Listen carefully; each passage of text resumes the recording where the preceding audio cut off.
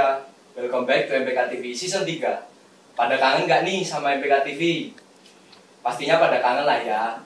Jadi tenang aja, nggak usah khawatir. Kita ketemu lagi nih di MPK TV Season 3. Nah sebelumnya perkenalan dulu nih. Nama saya Andika Darmawan Sukamata, selaku MC yang akan memandu kita pada MPK TV Season 3 ini. Jadi sebelumnya saya di sini nggak akan membahas sendiri tentang topik yang akan kita bahas. Kita akan bersama narasumber-narasumber kita nih, yang pastinya pada keren-keren dan luar biasa. Yang pertama ada Budianita Astiningrum, Sarjana Pendidikan Magister Pendidikan, dan juga Budianita Astiningrum ini merupakan salah satu guru penggerak dari angkatan ke-9.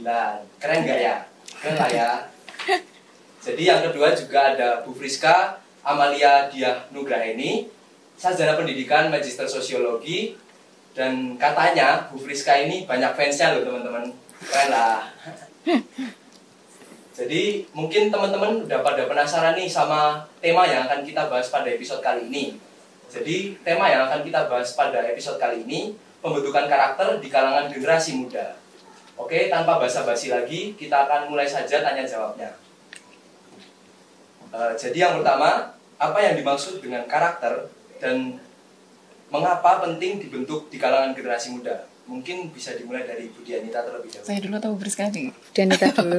Oke ya, mungkin kalau jawaban saya terlalu panjang nanti maaf ya. Tapi kalau saya mungkin sudut pandangnya dari dua hal ya. Setiap ada kosakata itu saya telah dulu dari dua hal.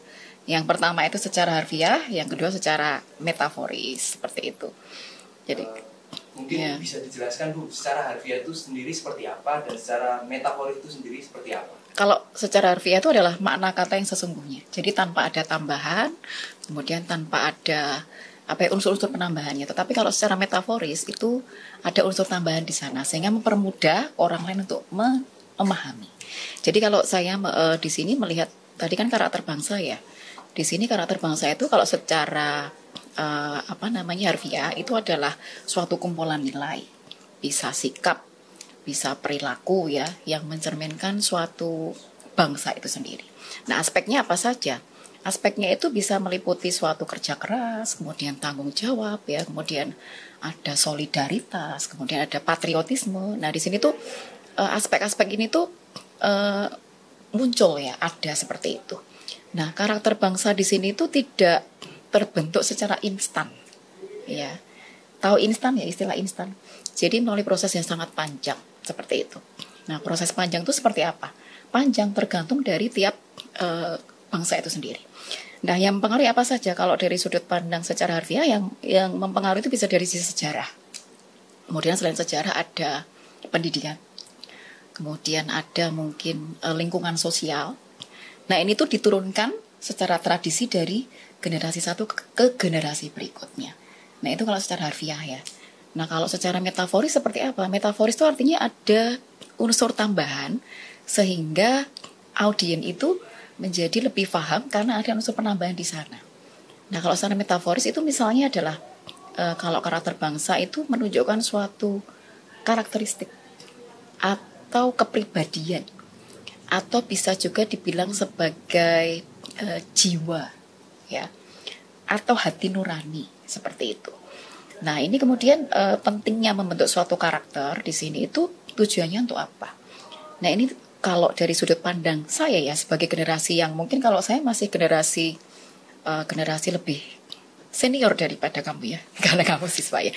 Jadi kalau dari sudut pandang pentingnya suatu karakter itu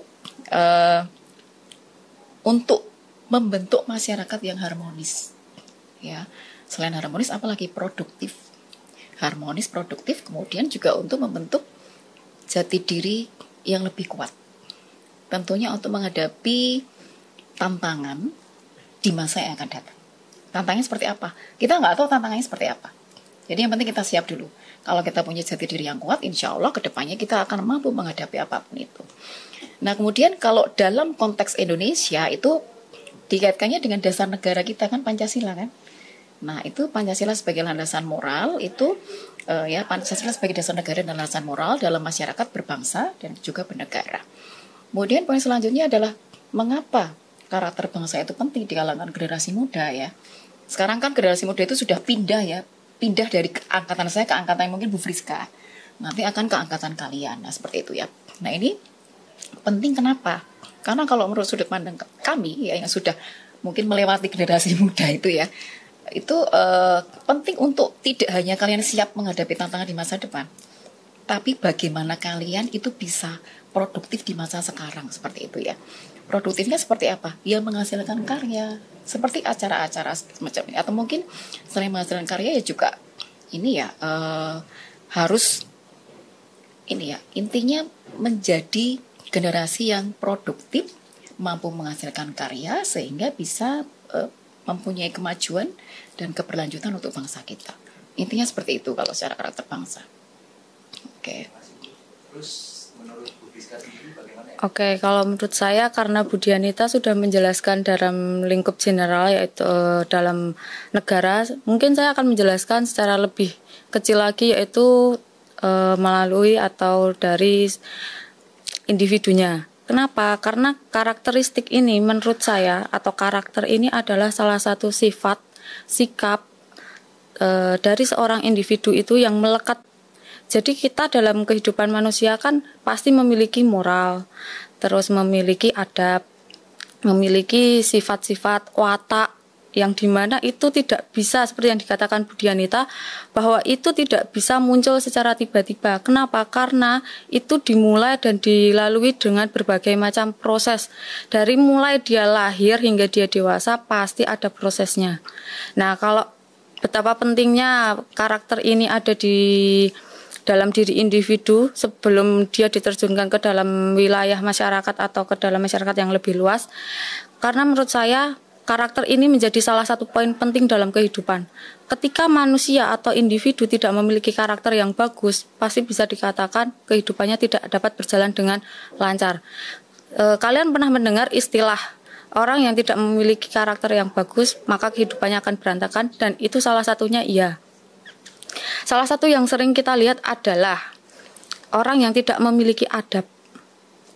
Orang yang tidak memiliki adab itu biasanya celelak-celelek atau tidak memiliki sopan santun, dan itu sudah terbukti, dan itu dalam lingkup masyarakat kita pun, dalam lingkup kecil, dalam lingkup sekolah pun itu juga pasti terjadi.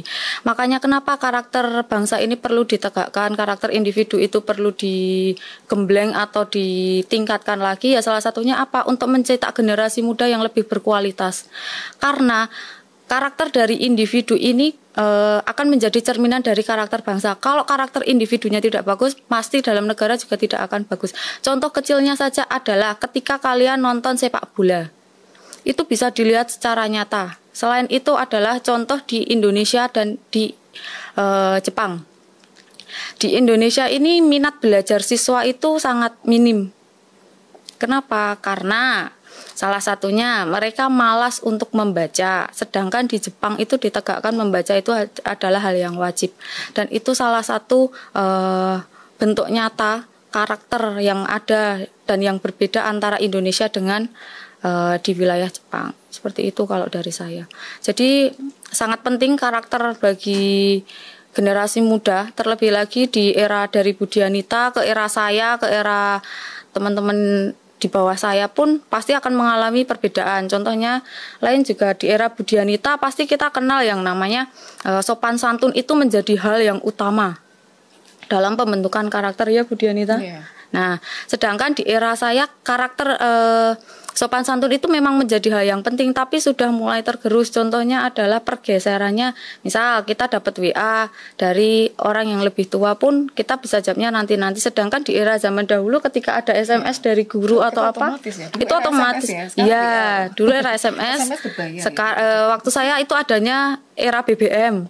Terus sekarang beralih ke kalian adalah eranya era WhatsApp. Itu salah satu bukti adanya perubahan yang dimana sebenarnya harus dibarengi dengan adanya karakter yang bagus. Kenapa saya mencontohkan WhatsApp, kiriman chat WhatsApp dan sebagainya?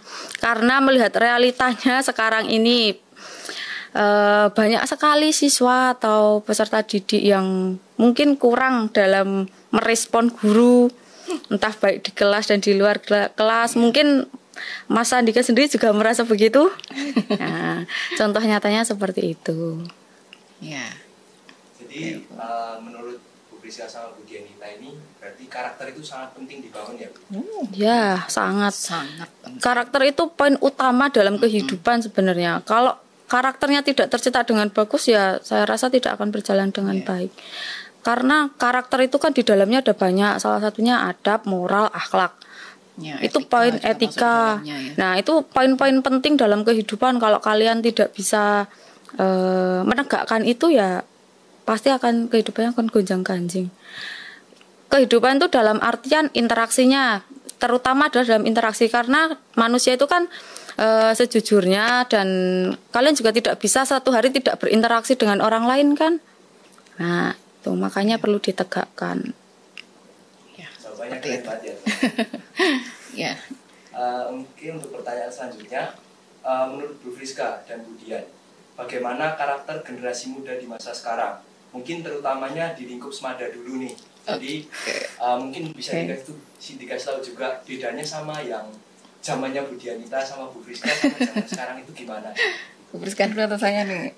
Oke, saya dulu. Udah, Oke, Priska kalau dulu ya. karena saya Bu Priska ini mewakili generasi Z ya? iya, saya mewakili ya. Generasi Z kan dari 97 Jadi ke belakang ke belakang ya. ya. 2012 Jadi ya? iya. Jadi kalau menurut perspektif saya nih sebagai guru ya, terutama di sini, ketika saya melihat anak didik saya itu, ketika saya tarik ke belakang sangat-sangat berbeda dengan saya dulu. Kenapa? Karena dari segi karakter, saya di sini menggarisbawahi terutama tentang sopan santun dan adab. Kenapa? Karena di era saya dulu, yang namanya kita bertemu dengan guru itu pasti menunduk ya Bu Dianita. Iya. Nah, tapi di era sekarang ini, di era sekarang ini saya sering menemui siswa yang kalau ketemu guru meskipun saya tidak mengajar juga nyelonong-nyelonong aja ya Bu Dianita. Nah, ada yang seperti itu. ada yang Jadi seperti itu. belum semuanya Masih ada menegakkan. Beberapa menegakkan. anak yang karakter yang itu tadi ya kurang. Itu masih bisa dibenahi, tapi tidak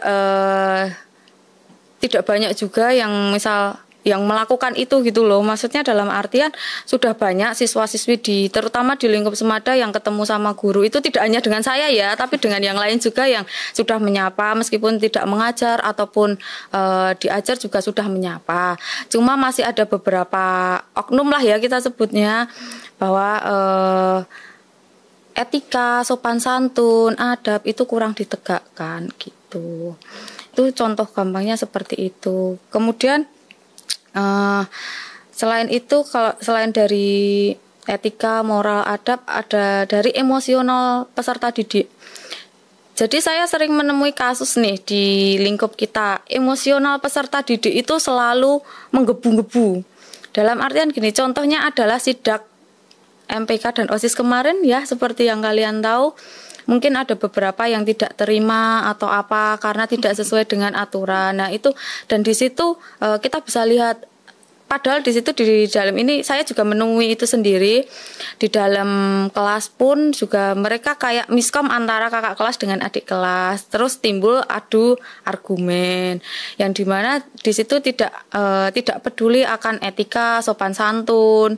Padahal kita tuh selama masih di lingkup sekolah, kita harus tetap menjunjung tinggi sopan santun, etika, emosi. Kita harus tetap bisa menjaga itu dan menstabilkan itu. Kenapa? Supaya tidak ada permasalahan setelahnya gitu. Itu kalau dari saya, bagaimana Bu Dianita? Ya. Ini dari sudut pandang generasi Mbak Priska itu berarti Bu Priska ya sama generasi Z. Iya. Ya. Kalau saya mewakili generasi X ya, generasi X itu antara tahun 65 sampai 80. Kalau milenial kan setelah 81 sampai 96 ya.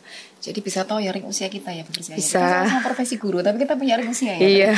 Tapi kita ada kesamaan ya. Jadi kalau dari sudut pandang saya sebagai generasi X gitu ya, melihat fenomena generasi muda sekarang tuh saya menilai dari sisi positifnya dulu saja ya. Jadi saya angkat yang bagus-bagus dulu aja. Sekarang tuh tipe-tipe anak teknologis. Ya enggak? Kalian lahir itu teknologi sudah ada. Seperti itu. Dan kemudian kalian tumbuh dan berkembang juga di era digital, ya kan? Sehingga kalau dalam sudut pandang kami, selayaknya kalian tuh mampu menaklukkan teknologi itu sendiri. Jadi bukan malah diperbudak oleh teknologi, tetapi harus malah bisa menaklukkan. Menaklukkannya dengan cara apa? Ya tentunya banyak faktor ya. Kemudian selain pribadi yang teknologis, apalagi mungkin ini ya pribadi yang sebenarnya harus menjadi yang adaptif. Jadi harus bisa beradaptasi. Sekarang kan malu kan, nggak ada teknologi kita nggak bisa, malu nggak? Malu ya. Hampir semua medsos tuh anak-anak muda kalau nggak punya medsos galau atau apa ya, harus punya ya. Itu mungkin dianggap sebagai kredibilitas atau prestisiusnya anak-anak ya. Nggak punya TikTok harus punya ya. Nggak apa-apa selagi itu digunakan untuk hal yang positif, tidak apa-apa ya. Kemudian teknologis, adaptif, kemudian kreatif, inovatif ya, saya menyampaikan yang positif dulu ya. Kemudian apalagi ya, multikultural kalau menurut saya. Jadi banyak sekali faktor-faktor. Mungkin dari multikulturalnya banyak ya, kita dari berbagai suku, agama, ras antar budaya dan sebagainya. Kemudian itu dari sisi positifnya ya. Kemudian nah, dari hal positifnya itu kita harus antisipasi bahwa angkatan kalian tuh juga menghadapi pressure yang sangat tinggi. Jadi kekurangannya apa? Diakui ataupun tidak, tekanan ya, tantangannya berupa tekanan sosial dari media sosial sendiri. Kalian merasa tertekan nggak? Kalian bilang enggak, tetapi katakanlah ada seseorang yang mungkin nggak update status itu merasa ada yang kurang. Lebih utama ngupdate status WA daripada menjawab WA guru. Nah mungkin itu sering kali terjadi ya. Pas ya, kita kebetulan ada, mungkin kalau saya mungkin nggak nyimpan nomor anak itu, mungkin saya pantau lewat bu guru yang lain yang menyimpan nomor anak itu ya. Saya WA kok nggak dijawab ya di grup, ternyata dia malah pasang story di jam itu ya. Nah itu ya, kita saling cross check aja. Kemudian ya, jadi tantangannya itu pressure tekanan sosial di media sosial, juga ini ya ketidakpastian ekonomi, ya enggak. Jadi ekonomi kan ada ekonomi yang mungkin maaf ya kategori mampu, tidak mampu. Nah itu ketidakpastian ya. Kemudian yang fluktuatif seperti itu ya.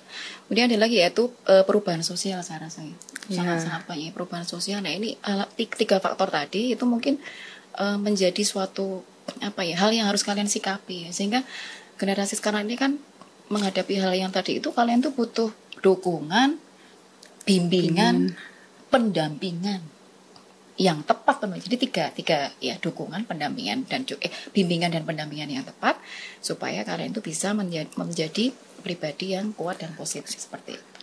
Itu ya kalau saya menyampaikan dari sudut pandang generasi yang mungkin di atasnya Bu Friska ya.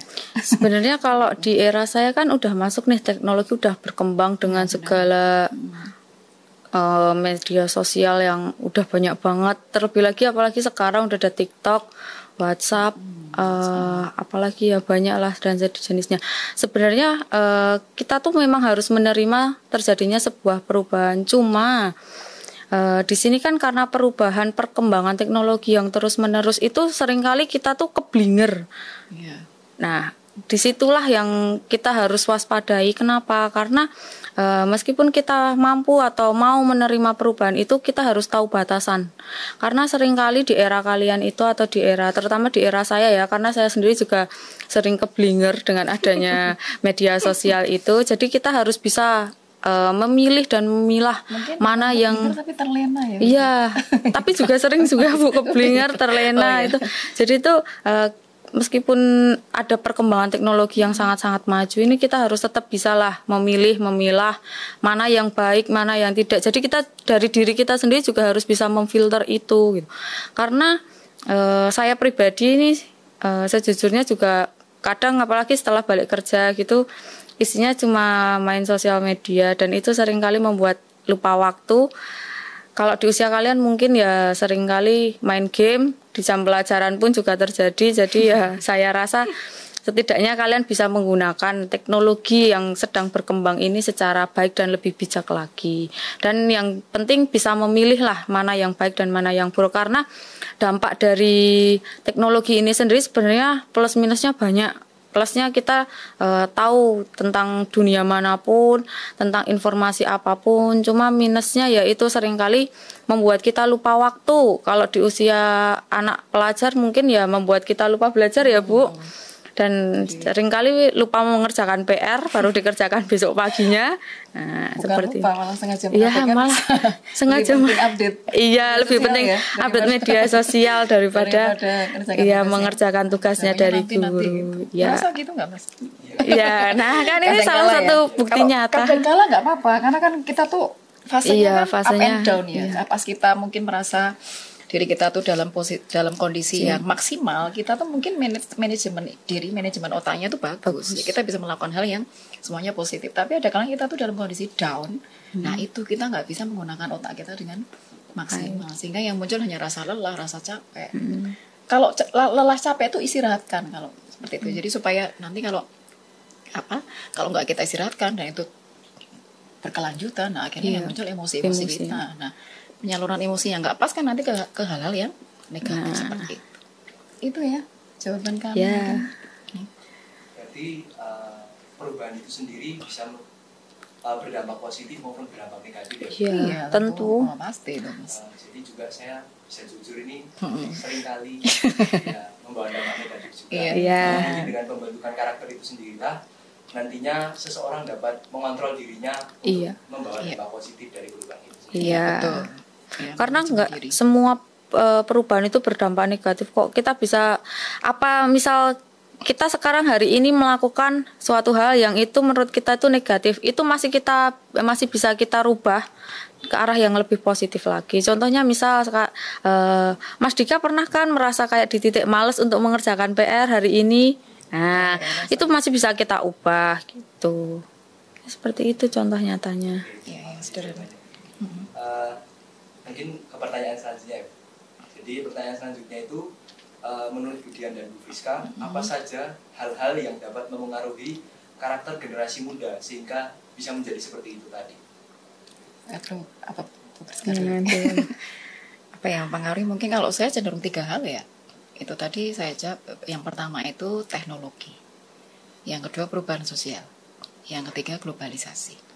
Nah, 3 hal pokok ini ya, saya ulang ya, teknologi, perubahan sosial, dan globalisasi. Nah, 3 hal pokok ini bisa memberikan dampak positif maupun negatif.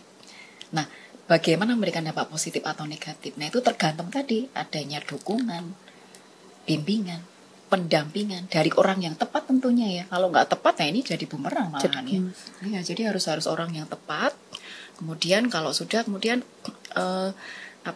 tujuannya supaya, dan kalau kita dampingi itu kan kita tahu ya sejauh mana progresnya. Ya, oh sekarang sudah bisa begini. Ya, sekarang besok sudah bisa begitu. Nah, setiap poin perubahan yang ada itu kalau arahnya ke positif tidak apa-apa ya. Jadi 3 tadi kalau menurut saya. Kalau hal positif. Jadi tergantung bagaimana kita mengelola, ya, memanajemen. Ya, tentunya ini butuh proses juga ya. Mungkin saya 3 hal itu saja ya. Bu Friska mungkin bisa menambahkan. Kalau dari saya sendiri sebenarnya sama dengan Bu Dianita, cuma ada satu hal lagi yaitu tentang lingkungan sosial. Karena lingkungan sosial itu sendiri menurut saya itu memiliki pengaruh yang sangat besar. Selain contohnya adalah misal kita berada dalam lingkungan yang bagus dan sehat, pasti kita tanpa sadar kita akan mengikuti jejak atau berdampak yang positif. Tapi begitu sebaliknya, ketika lingkungan itu kurang sehat, pasti kita akan mengikuti yang tidak sehat itu juga. Makanya kenapa sebenarnya kita harus bisa pilih-pilih mana itu lingkungan yang sehat dan mana yang tidak. Karena kalau teknologi, kemudian perubahan sosial, globalisasi itu kan memang sudah pokok yang tanpa kalian sadari pun itu tetap ada dan dialami oleh kalian. Jadi itu akan mengikuti kalian. Tapi kalau lingkungan sosial itu masih bisa untuk diubah. Ketika kalian berada dalam lingkungan yang kurang sehat, kalian tinggal opsinya 2. Keluar dari lingkungan yang tidak sehat itu atau tetap berada di lingkungan yang tidak sehat itu. Gitu aja. Jadi kita benar-benar harus bisa memilih ya Budian, mana yang lingkungan bagus dan mana yang tidak. Kalau ingin menjadi orang yang memiliki nilai positif, dianggap baik, silahkan itu kalian harus bisa memilih ke lingkungan sosial yang bagus. Begitupun sebaliknya, seperti itu. Ya, mungkin menggarisbawahi tadi Bu Friska ya, lingkungan sosial yang kita harus bisa milih. Milih, iya. Kalau terpaksanya kita ada dalam situasi di mana kita nggak bisa milih, ya kadang kita terjebak dalam suatu situasi di mana lingkungan yang tidak mendukung tuh harus kita hadapi. Iya. Nah, harus apa ya, karakter tadi Karakter yang yang- dikuatkan ya. Kita punya adab kan. Nah, kita dikuatkan kembali karakternya. Nah, kata kuncinya berarti kembali ke ke karakter. karakter. Seperti itu. Jadi apa yang akan dilalui kalau misal kita memiliki karakter yang kuat, karakter yang bagus, pasti kita tidak akan goyah akan apapun itu. Kuncinya sebenarnya di situ. Tapi sebaliknya kalau misal karakter kita sendiri itu nggak kuat, minyak-minyi, itu pasti tentu juga akan goyah ya Bu. Misal contohnya adalah misal kalau nih Mas Andika nih punya karakter yang bagus, mau diapain sama temennya diajak bolos atau apapun tidak akan terpengaruh begitu. Jadi poin utama di sini adalah ya karakternya harus dikuatin dulu, ditegakkan dulu tuh. Ya, jadi mau apapun yang terjadi, pokoknya ya, the show must go on ya. Iya. Lancar-lancar aja bisa tetap jalan ke depan apapun yang terjadi ketika karakternya kuat dan positif dan tentunya. positif. Dan bisa kita menjadi toksik, kita tidak menjadi pribadi yang toksik yang memberikan hal yang negatif, tetapi kita bisa menebarkan hal yang positif itu ke orang lain, seperti itu. Bagus berarti. Nah, ini jadi tantangan di era kalian ke depan nih, karena kalian kan sebagai generasi muda nih yang nantinya tuh akan meneruskan bangsa, meneruskan negara ini mau jadi seperti apa. Jadi apa yang kalian lakukan hari ini, karakter yang kalian bentuk hari ini itu akan membawa dampak ke depannya seperti apa. Tuh, menentukan langkah ke depannya. Oke, terima kasih jawabannya Bu. Mungkin berfokus ke jawabannya Bu Dianita tadi. Oke. Iya. 3 hal pokok itu tadi. Iya. Mungkin ada positif negatifnya sendiri, Oh, bisa iya. dijelaskan. Kalau saya tadi kan 3 tadi ada teknologi, perubahan sosial, dan juga globalisasi. Bu Friska menambahkan tadi lingkungan ya. Iya. Nah, itu semuanya pokok mungkin digabungkan ya tadi. Iya.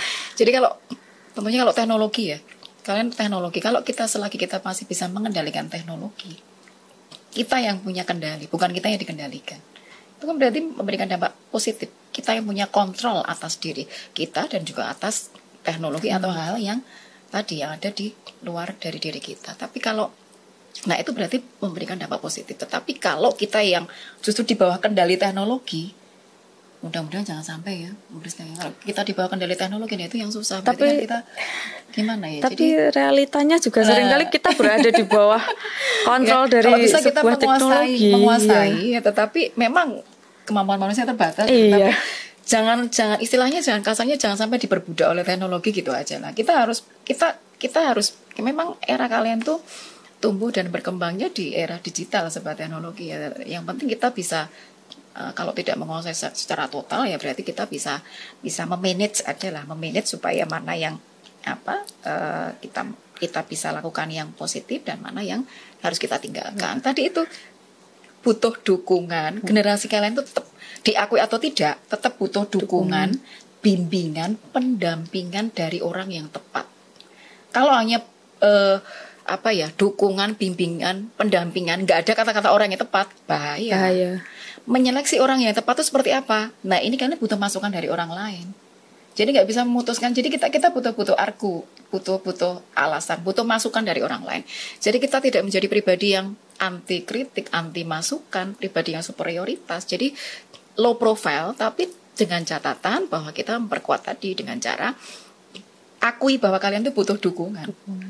Nggak bisa kita jadi pribadi individualis ya Bu Friska ya. Jadi akui, saya butuh dukungan, saya butuh bimbingan, saya butuh pendampingan. Itu 3 hal pokok di kalangan generasi muda. Itu aja Mas, jadi memanagenya seperti itu. Negatifnya tadi yang saya sampaikan, kalau tidak mampu mengelola dan berada di tangan yang tidak tepat, ya itulah akhirnya justru malah tidak berkembang menjadi generasi muda yang kuat dan positif, tapi malah menjadi yang figur yang mencari lemah. figur jati diri, masih mencari jati diri karena butuh sosok yang tepat untuk tadi ya, dukungan, bimbingan dan juga pendampingan seperti itu. Itu sih. Oke, mungkin lanjut ke pertanyaan selanjutnya. Iya. Dari itu tadi kan Bu Friska sempat bilang karakter yang sudah seperti itu tadi masih bisa dibangun lewat tadi dukungan, pembimbingan dan juga pendampingan tadi. Nah, kira-kira cara dari Bu Dianita sama Bu Friska untuk membangun karakter generasi muda itu sendiri bagaimana ya? Ya, yang kalau menurut saya ya langkah pertama adalah membantu menegakkan atau membantu membangunkan adab, akhlak, kemudian etika, karena itu poin penting ya Budian. Iya. Karena kalau Yang urgent kan. iya, karena di era sekarang ini kan seringkali nih dibarengi dengan teknologi, seringkali kita tuh abai dengan hal-hal kayak gitu. Kayak misal seperti yang tadi saya contohkan, siswa jarang membalas WA gurunya. Nah, itu aja menurut saya tuh salah satu etikanya yang bukan tidak sopan, tapi mungkin perlu ditegakkan lagi. Karena salah satu cara untuk menegakkan atau membuat karakter seseorang kuat itu ya dimulai dari diri sendiri, dan mereka harus mempunyai kesadaran ya Budian bahwa oh iya ini harus tahu dulu gitu. kita dari kitanya sendiri harus sadar akan hal yang kita lakukan itu. Kalau dirasa oh saya melakukan hal ini kok ternyata salah, kita harus bisa berubah ke arah yang lebih baik lagi. Yaitu bisa saja kalian ngobrol dengan guru yang lain, atau tanya atau berkomunikasi dengan yang lain. Kalau saya gini salah nggak ya? Kalau saya gini salah nggak ya? Kalau misal dirasa kalian ini merasa salah, silahkan bisa dibenahi. Cuma kalau dari sisi guru ya mungkin selain saya bisa membantu untuk menegakkan yaitu tadi akhlak, etika, sopan santun, adab itu, sisi lainnya adalah tetap ngasih tahu gimana caranya ke siswa atau ke peserta didik. Meskipun terjadi sebuah perubahan, kita harus tetap waspada dan tetap tahu batasan supaya tidak makin terjerumus seperti yang dikatakan Bu Dianita tadi, bahwa kita jangan mau diperbudak oleh teknologi, tapi bahasanya mungkin bisa kita ubah ya, tidak diperbudak oleh media sosial. Karena di era sekarang ini saya sering menemui di usia saya, terutama usia kalian juga pasti sama lah ya, 11-12. Itu tuh sama teknologi yang benar-benar sama media sosial tuh yang benar-benar harus semua punya. Bukan begitu Mas Andika? Nah, termasuk game dan sebagainya. Kalau ada temennya yang main game ini, temennya pasti ikut download ini. Nah, seperti itu.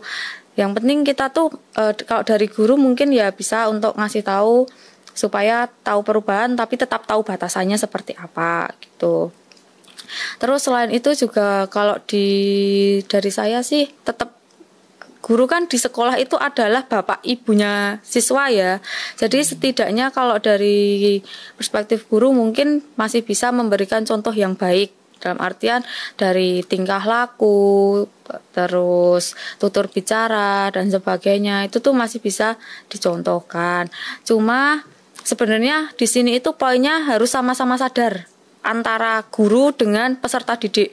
Kalau misal guru menyuruh siswa untuk atau memberikan contoh kepada siswa yang baik-baik, tapi ternyata siswanya tidak ada kesadaran kalau mereka ada salah atau mereka kurang baik dalam berperilaku atau bertutur kata, itu juga tidak akan bisa dibenahi Mas. Jadi emang dari dua-duanya, dari kedua belah pihak harus sama-sama sadar dan mau untuk berubah bersama-sama. Dari saya seperti itu. Iya sih. Jadi tetap mengedepankan adab. Iya, tetap adab itu kan kalau memang satu kata ya adab. Tapi itu kata kuncinya kan tata krama kan. Sebenarnya adab itu kan identik dengan tata krama, sopan santun, kemudian perilaku positif, di mana kita nanti berinteraksi dengan orang lain itu kan harus kata kuncinya adab. Karena adab itu penting sebelum ilmu kan. Orang yang berilmu tanpa beradab bahaya ya, bisa menjadi superioritas tadi saya bilang.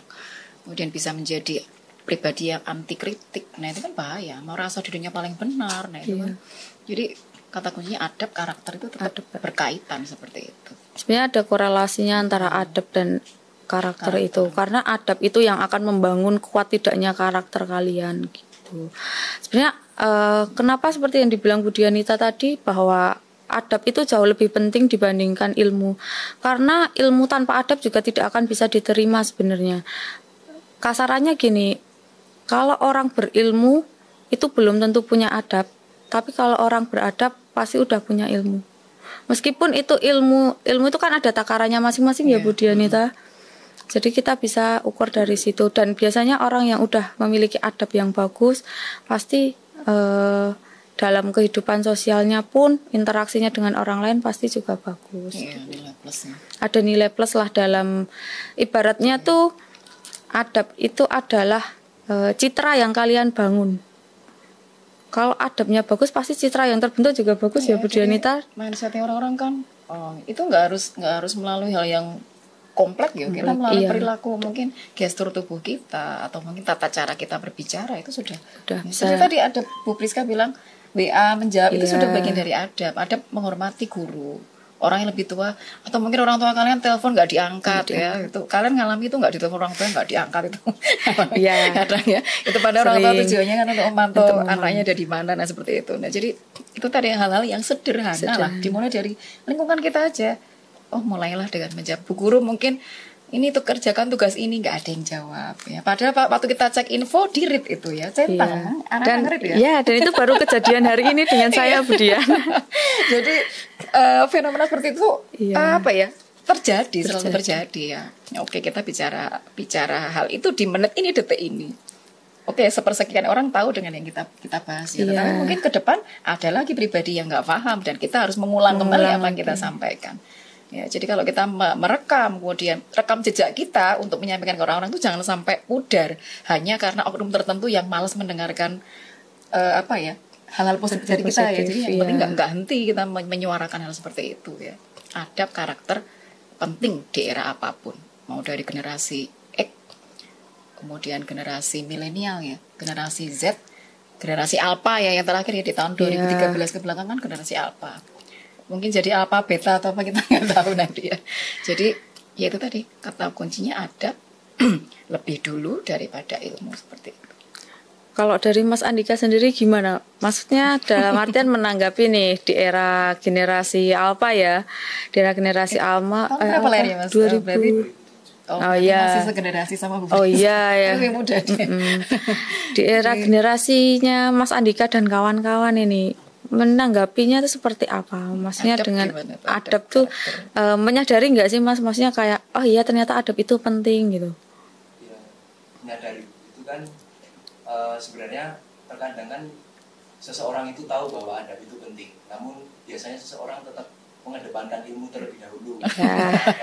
Jadi mungkin seseorang kadang salah paham dengan yang mana yang harus dilakukan. Kan seseorang juga bersekolah itu dengarnya dari orang bertujuan untuk mencari ilmu. Jadi kan sebenarnya tidak seperti itu.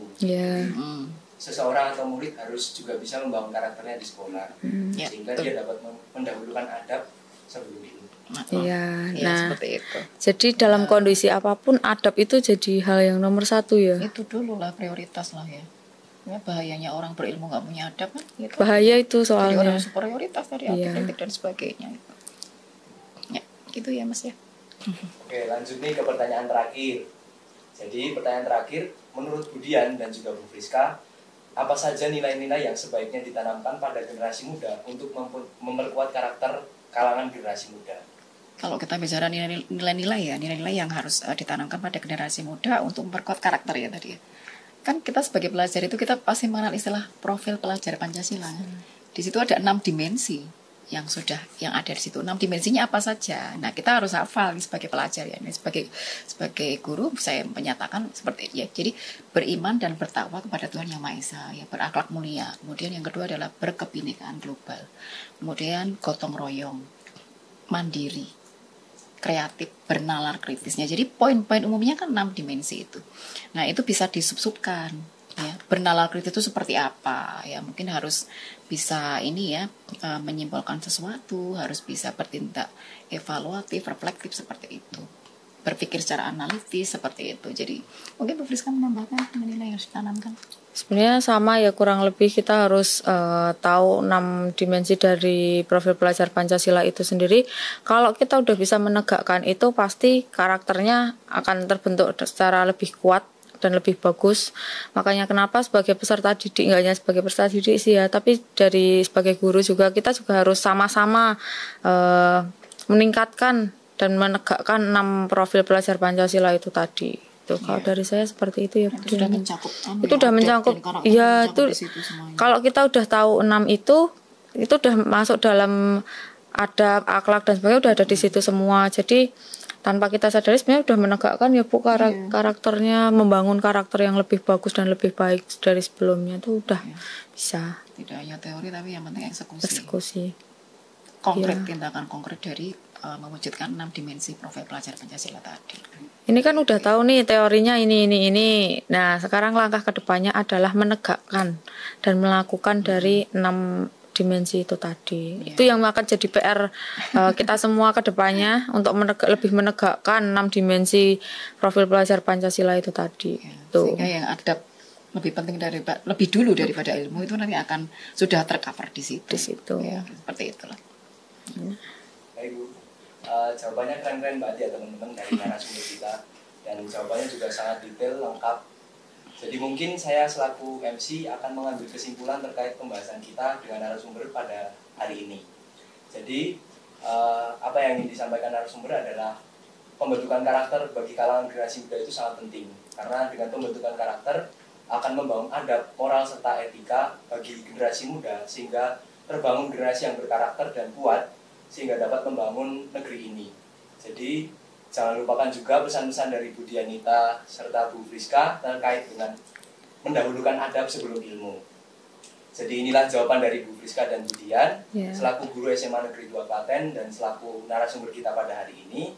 Mungkin sekiranya dapat bermanfaat bagi teman-teman yang menonton dan juga dapat menjawab pertanyaan-pertanyaan dari teman-teman yang menonton.